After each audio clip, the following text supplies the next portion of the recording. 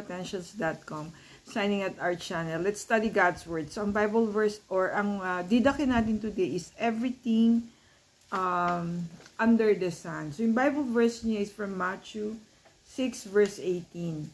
My daughter has just died, but come lay your hand in her and she will live. So, the one who shared her story today is Joyce Roa. Sabi niya, there are people around her that she can turn to. So, meron siyang for medical, sabi niya, may nurse friends siya, and doctors that you could go for a check-up. Kung ano naman daw, kung driving naman, meron siyang truck driver friend who could help her sa kanyang mga driving concerns or truck or car concerns. Now, pag ano naman daw,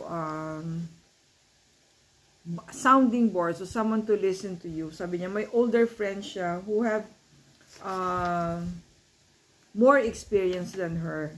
So, she has their confidence in their ability to solve problems. So, sabi niya, today's verse, yung binasa natin Matthew 6:18, wherein the Roman soldier was asking Jesus help na i-revive yung kanyang daughter who's just died. Sabi niya, today's verse, Father has confidence in Jesus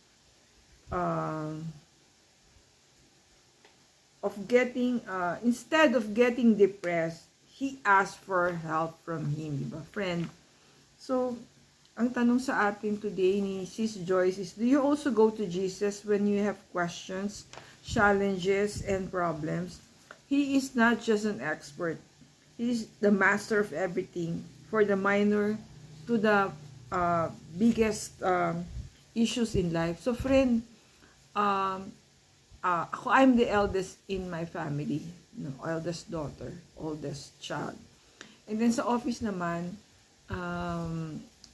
we occupy a position na people look up to you, people approach you for their problems or their concerns. So, in a way, it's difficult for me to approach other people kasi sila yung laging nag-approach sa akin for their problems. So, parang naisip ko, is it right to ask help from them? So, I know it's right, no? Kasi hindi naman tayo, we do not have the dominion of all things or the mastery of everything. But because of that, yung parang because of my position in the family, my position at work, so it's hard for me to approach people kasi I wonder baka they may think or they may not be able to help me. So talagang si Jesus talaga yung nilalapitan ko po for all my concerns or meditation, prayer, meron tayong prayer journal. So we always ask Jesus help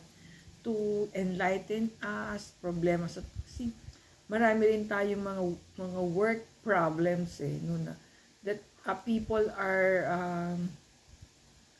bringing to us kasi nga I'm an HR practitioner, diba? So maraming issues, policy implementation, behavioral problem,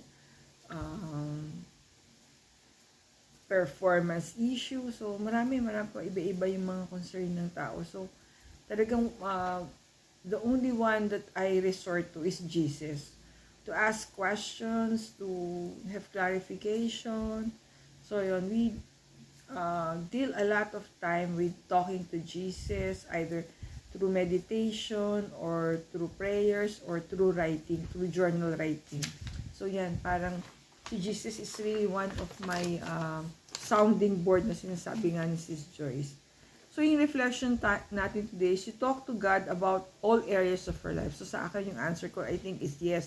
Kasi na-share ko na nga na almost everything na share ko kay Jesus or ask for His guidance, for His help. So, dear Jesus, help me to have confidence in your love for me. So, I won't be ashamed or shy to talk to you about everything under the sun. Stay safe, everyone. God bless you all. Thank you for watching. See you on our next video.